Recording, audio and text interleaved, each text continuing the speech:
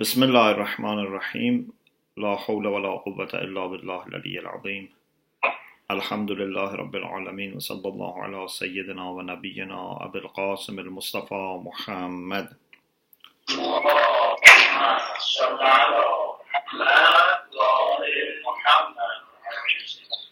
وآله الطيبين الطاهرين لا سيما بقية الله في الأرضين أجل الله تعالى فرجه الشريف اللهم أخرجني من ظلمات الوهم وأكرمني بنور الفهم اللهم افتح علينا أبواب رحمتك وانشر علينا خزائن علومك برحمتك يا أرحم الراحمين. Inshallah, we start our course on moral philosophy, and I ask Allah subhanahu wa ta'ala right at the beginning, inshallah, to help us and guide us in this course from the beginning to the end. What we will try, inshallah, to do is we will start with explaining the difference between the science of akhlaq and moral philosophy. So, although the science of akhlaq is very important, but we are not going to talk that much about the science of akhlaq. It's more about moral philosophy. But we have to first start with clarifying what is akhlaq, the significance of akhlaq, what is the science of akhlaq. Then, inshallah, we will talk about what we mean by moral philosophy or ethics, or some people call it philosophical ethics. What are different types of moral philosophy? We have normative ethics, we have meta-ethics. Some people even include descriptive ethics, but that might be not necessarily philosophy, but at least normative ethics and meta-ethics. These are two parts of moral philosophy. We will talk, inshallah, about the difference between theory of ethics or ethical theory on the one hand and applied ethics on the other. What is the difference between ethical theory or theory of ethics and applied ethics? So we'll talk about that as well. And then, after clarifying all these things, we will try to address some of the major issues in moral theory. But we start first with saying what theories are there and what is our understanding. And then we will try to address different issues. For example, what makes something right or wrong? This is a very important issue. How we can understand moral truth. Are moral truths universal or relative? So there are many issues that we have to address. And I hope by the end of the course we will have a fair and reliable understanding of what is Islamic theory of ethics. But I repeat again, this is totally different from the science of akhlaq, although it's not irrelevant, but it's different from the science of akhlaq. Let's first start with defining akhlaq and the science of akhlaq, and then the relation between this and moral philosophy. As you know, in our Islamic literature, alhamdulillah, we have many books written on ethics. But philosophical ethics or moral philosophy is not very old science. It's not very historical or classic science. Even in the West, it doesn't have that much time, although in the last few centuries they have started talking about moral philosophy. But in the past, it was not something very independent.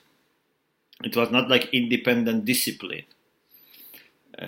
You find moral philosophical questions even in the writings of Plato and Socrates and Aristotle up to now. but to be an independent discipline is not something very old. And for us is the same, even maybe for us is even more new. So the very first books our ulama have written on moral philosophy in Islam are discussions by Allama Tabatabai, Ayatollah Mutahhari, Ayatollah Misbah, and these are the contemporary scholars who have written on moral philosophy as a kind of discipline, as an independent branch of a study. Yes, we have certain issues right from the beginning of Islam. For example, one of the issues that very much relate to moral philosophy is the issue of husn qubh aqli and zati, intrinsic rational goodness and badness. So this is a very important question. It was discussed from the time of Ash'arites and Mu'tazilites. It's something about moral philosophy. But they didn't have something as a separate entity, a separate branch of science called falsafiyya akhlaq or moral philosophy. So what we need to do is to start with clarifying akhlaq, its significance, then science of akhlaq, and then distinction between science of akhlaq and philosophy of ethics.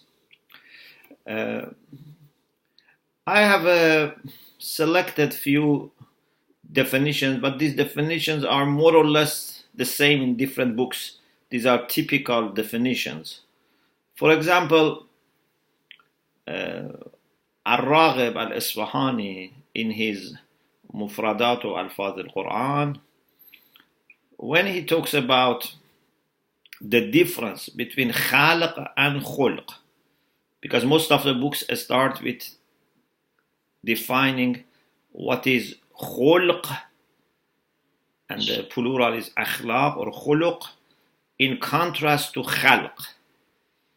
As you know, khalq refers to our creation, but the visible, the superficial aspect of our creation, the bodily creation, and khulq refers to our inner realities, to our traits of character. So Ar-Raghib, for example, says al-khalq wal-khulq fil asli wahidun. He says these two come from the same root.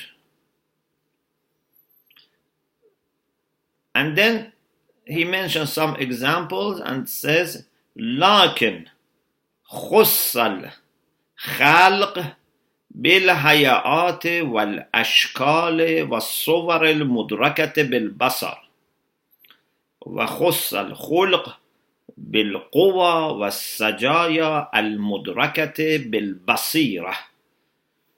خلق is used only or exclusively for those forms, those shapes, those structures that can be understood by basar, with your eyes. So with normal sight, you can see them. Someone is tall or short, thin or fat. This is about his khalq, and you can see it with your eyes.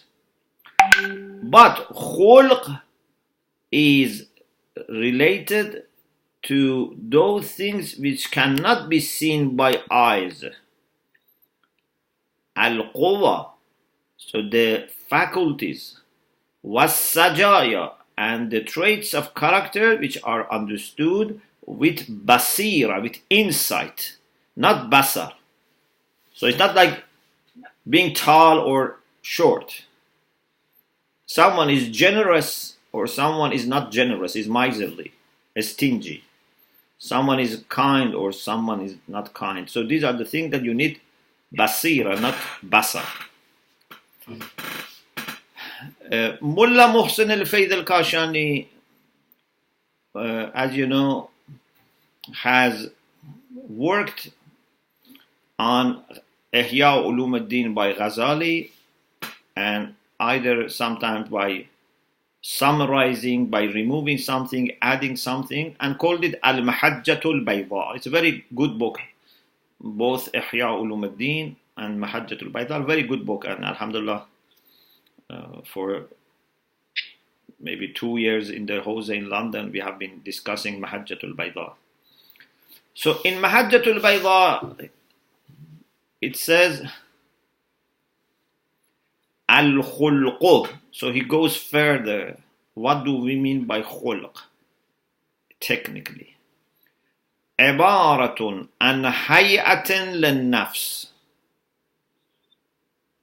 So it's not هيئة للجسد. It's not a kind of shape or form for body. No. It is for the soul, for the spirit. راسخة تصدر عنها الأفعال بسهولة ويسر من غير حاجة إلى فكر وروية. This is what we call it also al-malaka, yeah? So it's a kind of hay'a, shape or form for the soul which is rasikha. It's well established. It's not temporary. It's not something that is coming and going quickly. It's rasikha. It's well rooted and well established. It's not transient. It's not temporary. تصدر عنها الأفعال بسهولة ويسر. Because of this khulq that you have it inside your soul, actions are issued from the soul easily. من غير حاجة إلى فكر وروية. Without being in need of thinking and meditating. A person who is generous doesn't need to think too much. When there is an opportunity to show generosity, he would do it quickly. Maybe he thinks, but he thinks very quickly. But someone who is not generous, he needs to think maybe hours and hours, whether I give this or I don't give this, and in the end may give or may not give. Needs lots of thinking and pressurizing himself. But if you have the khulq for generosity, you don't need to think too much. وَإِنَّمَا قُلْنَا. Then after some time he says وَإِنَّمَا قُلْنَا إِنَّهَا هَيْئَةٌ رَاسِخَةٌ. Why we said it has to be established form and cast. لأن من يصدر عنه بذل المال على الندور لحاجة عارضة لا يقال خلقه السخاء. Because if someone does actually give money, but rarely على الندور, if someone gives money but very rarely, لحاجة عارضة, because a need has come, there is a need which is there, and he is, unlike most of the time, he decides to show generosity. We don't call such a person that once in his life or once in every few weeks or once in every few months shows generosity. For example, invites some people to his home or gives some money to some people. We don't call such person to be generous. To be generous means that you have to have quality of generosity established and rooted in your nafs. لأن من يصدر عنه بذل المال على الندور. Because the one from whom giving money comes rarely, لحاجة عارضة, for an emerging need, this person is not called that his trait of character is generosity. خلقه السخاء. ما لم يثبت ذلك في نفسه ثبوت الرسوخ as long as this is not established in him in a kind of permanent way, we are not calling he is sakhi, he is generous. So there are four things here. فَهَا هُنَا أَرْبَعَةُ أُمُورٍ. أَحَدُهَا, one thing is the action. فعل الجميل والقبيح. Not الفعل الجميل. فعل الجميل. مضاف مضاف. Doing something which is ugly or beautiful. Doing good deeds and bad deeds. So the action is one point. Inshallah, later we will talk about the significance of action and the significance of traits of character. And we say, although both are important, but relatively traits of character are more important than single actions. So we will talk inshallah later. So one point is فعل الجميل والقبيح, doing the good thing or bad thing. Number two, القدرة عليهما. Another thing which is very important is to be capable of doing good things and bad things. If you don't have power, then you are not morally responsible, so your action has no moral value. A robot or a person who is, for example, arrested and chained up and cannot do anything, they are not responsible for what they do or what they don't do. Al-Qudratu alayha. One of the conditions is to have power. Number three, al-Thalith, al-Ma'rifatu bihima. You should have knowledge about what is good, what is bad. Number four, al-Rabi' hay'atun lil-nafs. There is a shape, a condition happening for the soul. وَبِهَا تَمِيلُ إِلَىٰ أَحَدِ الْجَانِبَيْنِ. And because of that, our nafs is inclined towards one of the two. If you have a good virtue, then your nafs is more inclining towards doing good. But if someone has vicious character, then his nafs would be more inclined to do bad things. So, biha tamilu ila ahadil janibain. With this, our nafs is inclined towards one of the two parties, two sides. وَيَتَيَسَّرُ عَلَيْهَا أَحَدُ الْأَمْرَيْنِ. And one of the two becomes easy for it. Either إِمَّا الْحَسَنِ أَوْ الْقَبِيحِ. Either what is good and beautiful or what is bad and ugly. وَلَيْسَ الْخُلُقُ عِبَارَةً عَنِ الْفِعْلِ. It's very clear, yeah? That khulq is different from action. Maybe someone is doing a generous act, but he's not a generous person. You can one day invite few people and give them food, invite few guests. Okay, this is a generous action. But you don't become generous person by one or two or more action. It has to be going on for some time till it becomes part of your nature, part of your habit. لَيْسَ الْخُلْقُ عِبَارَةً عَنِ الْفِعْلِ. Khulq is not the same as action. فَرُبَّ شَخْصٍ خُلْقُهُ السَّخَاء وَلَا يَبْذُلُ. Maybe someone has the character that is involving generosity. Someone is generous. But right now he's not doing anything. He's not giving. Either because has no money left, or there is a kind of mane, a kind of obstacle. For example, he doesn't want other people to know.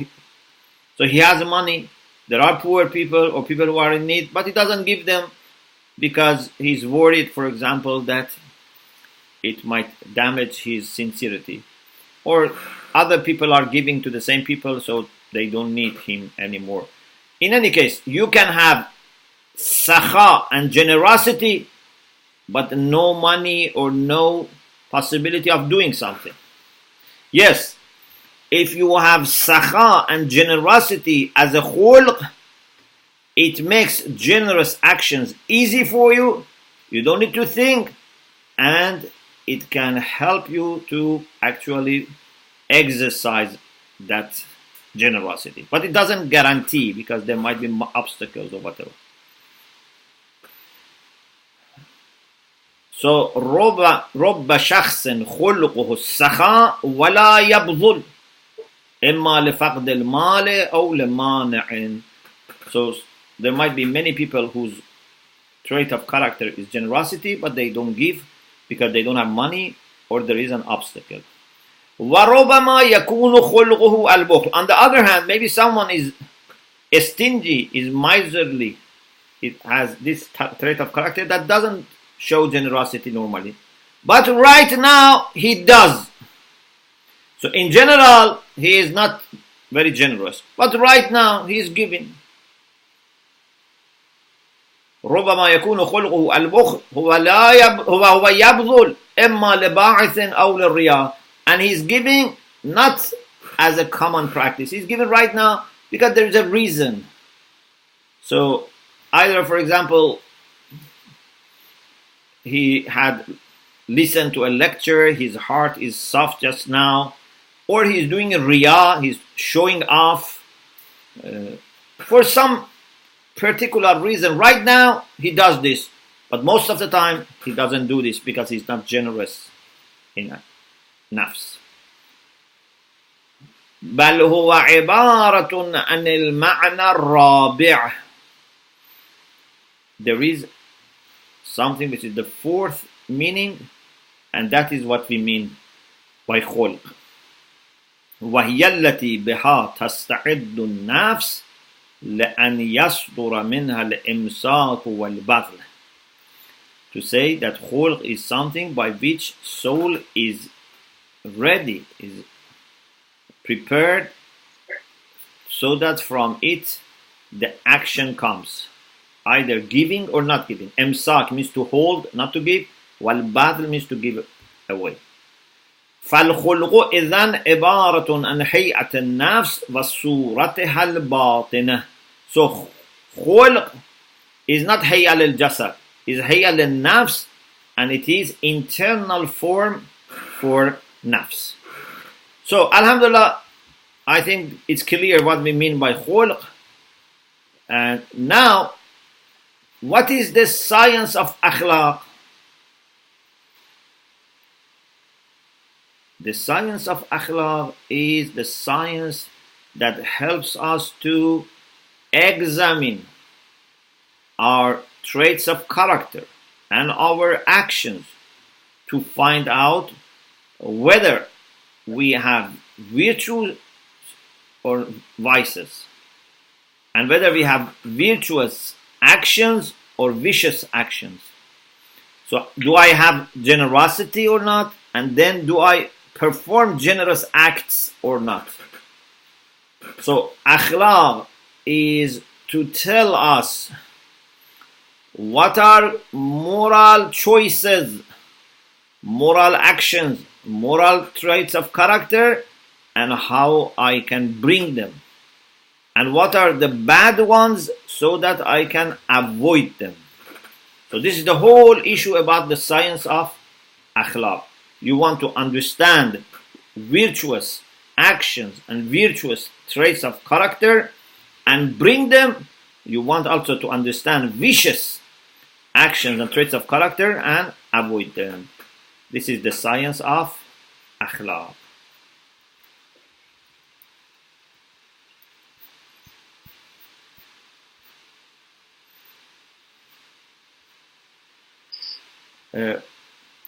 Also, there's a good discussion here about, in some books, how a person develops these khuluq, these akhlaq, these traits of character, how they are developed. Some people have said they are developed in two ways. For example, in Kashf al-Dhunun by Haji Khalifa, he says that إن الخلق ملكة يصدر بها عن النفس أفعال بالسهولة من غير فكر وروية. Khulq is the malaka, is the permanent quality by which actions, or based on which actions that are suitable would be issued easily and without thinking. So if you have malakah of sakhawat, generosity, actions which are sakhi, which are generous, originate from that very easily. But then he says, وَالْمَلَكَةُ كَيْفِيَّةٌ رَاسِخَةٌ فِي النَّفْسِ لَا تَزُولُ بِسُرْعَةٍ. Malakah is a permanent, established quality of nafs which is not disappearing easily and quickly. It's not impossible. When we say it is rasikha or permanent, it doesn't mean you cannot change it, but it means that it's difficult to change it. It's established there as a trait of character or as a habit. Now, how these malakat happen? Sometimes it's from mizaj, from certain disposition someone has. Disposition is a good term for mizaj. So this is the way he has been brought up, or he has been born, and he has such a thing. You know, some people naturally they are very kind, very generous, and some people are not. So this is about their mizaj, this disposition. But also it can be through arda wa tadrib, means to train yourself and to make yourself committed to something through training and exercise. So the first one is what you have it naturally and automatically. The second is something that you have to acquire by making efforts, by training yourself. So these are two types of sources for traits of character.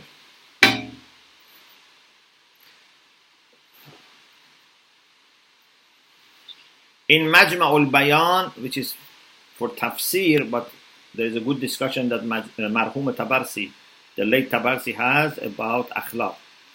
He said, حقيقة الخلق ما يأخذ به الإنسان نفسه من الآداب وإنما سمي خلقا لأنه يصير كالخلقة منه.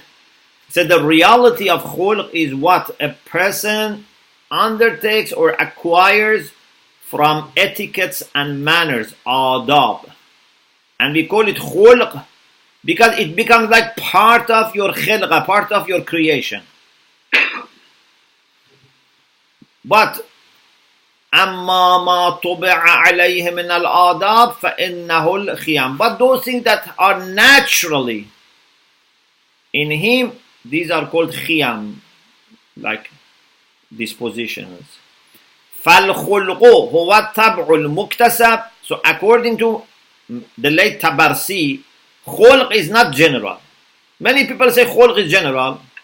It can be natural. It can be something that you have worked hard to achieve. But according to him, الخلق هو الطبع المكتسب والخيام هو الطبع الغريزي. Khulq is the nature, second nature that you have acquired, but khiyam is something that by instinct you achieve it. Okay. There is a question here. Why it is necessary to talk about akhlaq? There are different ways to explain this. One is to say that we need to understand what are moral actions, what are immoral actions, what are virtues and vices. So we have to study these things so that by studying them and reflecting them, inshallah, they become part of us, so that we very clearly and very easily understand the beauties of the good actions and the ugliness of bad actions, so that we will be immune, we will be protected against bad things, and we will be committed to doing good things. But there is also another way that sometimes I have explained. For example, in the book Self-Knowledge, I have explained, and inshallah later also we will explain how much akhlaq is related to our very being human. Inshallah, we will discuss this later. That to be human has a specific meaning. And that goes back to what is exclusive to human beings. حقيقة الشيء بفصله الأخير. The reality of everything is decided by its very last differentia. Fasl means differentia. So for us, what we share with animals, or what we share with plants, or what we share with non-living beings are not what make us human. What makes us human is those things which you find it only in human beings and not in animals or plants and so on and so forth. Inshallah, we will talk about this later. So, for us, akhlaq is a very important science. Unfortunately, some people think akhlaq is a recommended thing. Akhlaq is mustahabbat. Akhlaq is, something marginal. But the reality is akhlaq for us is very, very fundamental. And when you study the Quran, and I have studied with this intention, when you study the Quran about the question of iman and kufr and nifaq, you find that actually according to Quran, this is not just a doctrinal issue. It's not just a theoretical issue about aqa'id. It's not just philosophy and theology. The Quran looks at these cases as cases in which moral traits of character of people come to the front. So, why some people accept the truth and some people don't accept the truth? The answer can only be found in akhlaq, not in theology or philosophy or any science. It is nature of people that have certain traits of character, and then they may develop it or they may live it and becomes worse and worse. All our decisions are normally shaped by these traits of character that we have. Unless someone is really a person who is only following the reason, who is very committed to logic, so that he would not think about other issues. But most of people, they go by the things that they see in real life scenarios. Okay. I have also a note here about something that I found it interesting in Ayatollah Mutahhari's book. Because, some people focus on traits of character, some people focus on akhlaq as actions. Ayatollah Mutahhari has a good point. He says it's also a matter of how you live your life. So it's a matter of life as well. More than what you do and what traits of character you have is what type of life you have. How do you live? This is his words. معمولاً میگویند اخلاق دستور چگونه زیستن را در دو ناحیه به ما میدهد. Normally it is said that akhlaq gives us the instruction for how to live in two areas. یکی در ناحیه چگونه رفتار کردن. One is about how to behave. و دیگر در ناحیه چگونه بودن. The other is about how to be. So, your whole life, your whole being as a human being is influenced by your akhlaq. So other people say traits of character, but he says it's a matter of your life and existence. در حقیقت چگونه زیستن دو شعبه دارد. In reality, how to live has two branches. شعبه چگونه رفتار کردن و شعبه چگونه بودن. One branch is how to behave, what to do. Another branch is how to be. چگونه رفتار کردن مربوط می شود به اعمال انسان که البته شامل گفتار هم می شود که چگونه باید باشد. So how to behave relates to our actions, including our words, our sayings. How should they be? و چگونه بودن, but how to be مربوط می شود به خویها و ملکات انسان که چگونه و به چه کیفیت باشه. They are related to our dispositions, to our permanent qualities. Therefore, he calls it چگونه زیستن.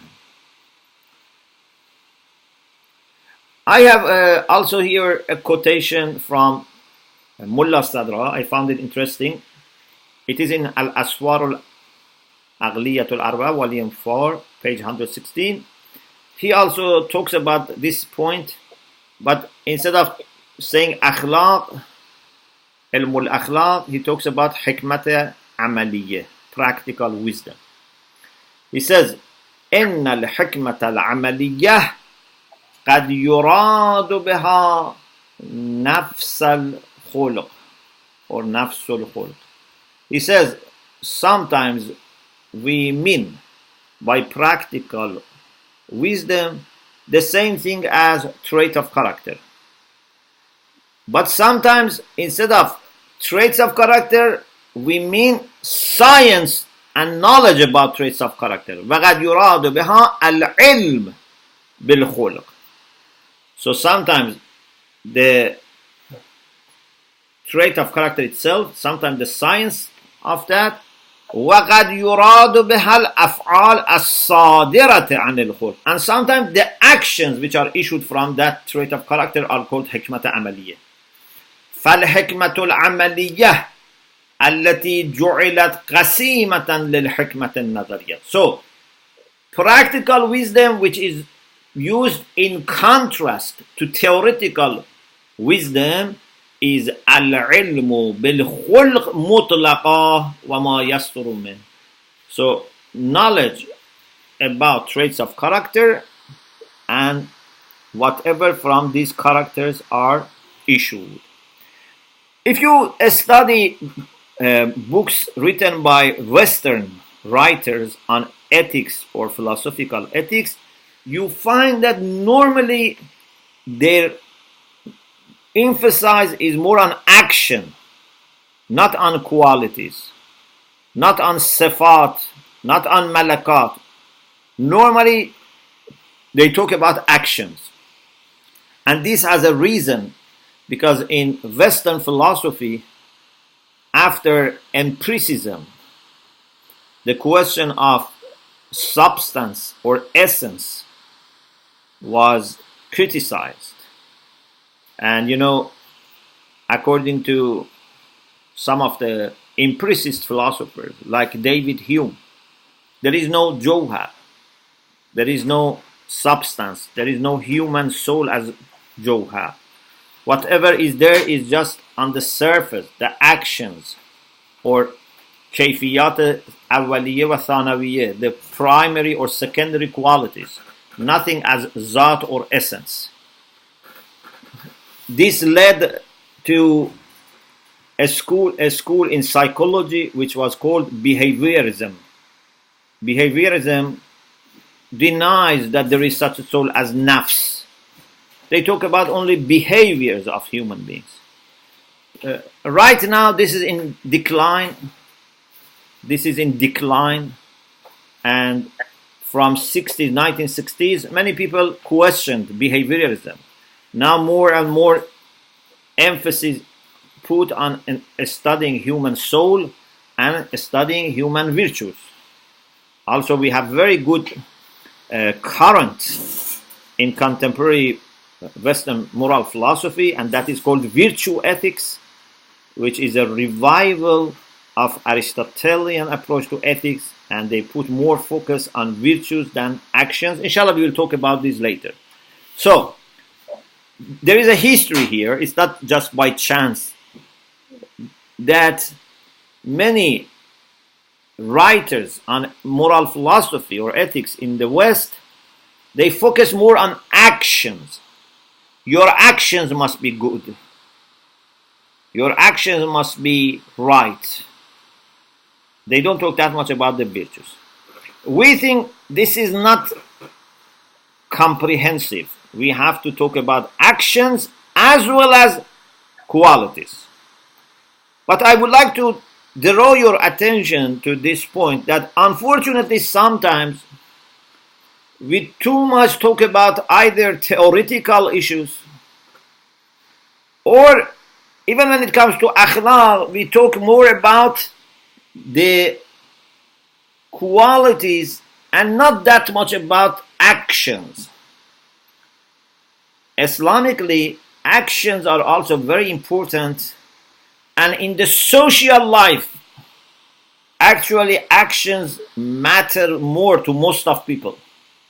You know, if you are a very generous person, it would not help other people that much. What helps them is your acts of giving. If you are a very kind person, but you don't know how to show your kindness in the classroom, in taxi, on the road, you are very kind, but you don't show this kindness into action, in form of actions, people would suffer. So I try to always learn from positive things that other people have. Maybe they have taken it to extreme, but at least there is a point here that we have to appreciate.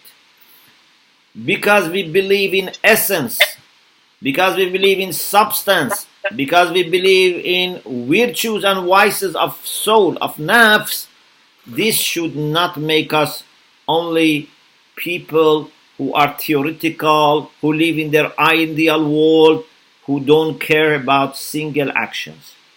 Every single action is very important. And inshallah we will talk about it. So this is something that we need to always remember, that both actions and qualities are important. Allama Tabatabai Rahmatullah Alayh in Al-Mizan emphasizes on qualities, and he says in Tarjumah Al-Mizan volume 1, he says علم اخلاق عبارت است از فنی که پیرامون ملکات انسانی بحث میکنه. You see, he doesn't mention actions right away. It's a science, it's a discipline that talks about human permanent qualities. ملکاتی که مربوط به قوای نباتی و حیوانی و انسانی اوست. Traits of character which are related to animal or human or vegetative faculties. به این غرض. And what's the purpose? The purpose is to distinguish between merits and wishes. فضائل آنها را از رذائلش جدا سازد و معلوم کند کدام یک از ملکات نفسانی انسان خوب و فضیلت و مایه کمال اوست. And to decide, to define which of our qualities are good or virtuous and matter of perfection, and which are bad and matter of imperfection, so that after knowing them you can equip yourself with those virtuous ones and keep yourself away from vicious ones. So as you see, his focus is more on qualities, not that much talks about actions. Also, Mullah Sadra, that we just now quoted from him before Allama, he also sometimes talks about actions, but you see the primary attention of Mullah Sadra also goes to the qualities. For example, he says, إن الحكمة المتعالية قد يراد بها الأفعال الصادرة عن الخلق. Sometimes it is meant by that the actions.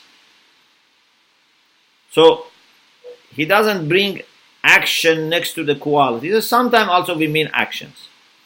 In any case, what is important is that for Islamic theory of ethics, actions are important, qualities are also very important. And normally, which one is more important? The qualities. Because the qualities are permanent.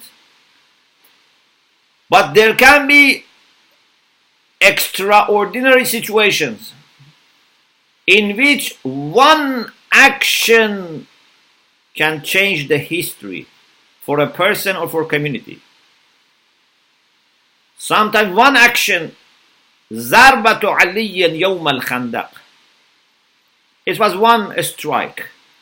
But that strike of Amir al-Mu'minin didn't make him more brave, but because it was a very crucial time, that strike, single action, is so important that it is said it is better than all the worship of human beings and jinns. Or sometimes not doing the action. Sometimes when we need to tell the truth or support the truth, we keep silent. So one good action or failing to do a good action or one bad action sometimes can have very, very deep and far-reaching influence. So these are exceptions. But most of the time, one action compared to equality is not the same in importance. Qualities are very important. And when you are resurrected on the day of judgment, you are resurrected with your qualities. Yes, your actions are important, they can be also rewarded, but actions are somehow secondary to you. But your malakat are part of you. So this is about definition of khulq and khalq, definition of the science of akhlaq. So science of akhlaq is the science that studies actions and qualities. When it comes to actions, tells us what are moral actions, what are immoral actions, and how we should try to do more moral actions and avoid immoral actions. When it comes to qualities, it tells us what are virtues and vices and how we should equip ourselves with virtues and remove vicious qualities. This is about the definition. But what is moral philosophy? Moral philosophy is not just the science of akhlaq. We are not talking here about generosity as a quality or as action, or telling the truth and being truthful as an action or quality. We don't talk as such about them. These are what we need to discuss in Ilmul Akhlaq. In order to explain what is moral philosophy, it's good to start with a classification of ethical studies that you find in many Western books. And let me see, how is our time? Maybe we can have a little break if you like, and then inshallah we continue. Alhamdulillah Rabbil Alamin.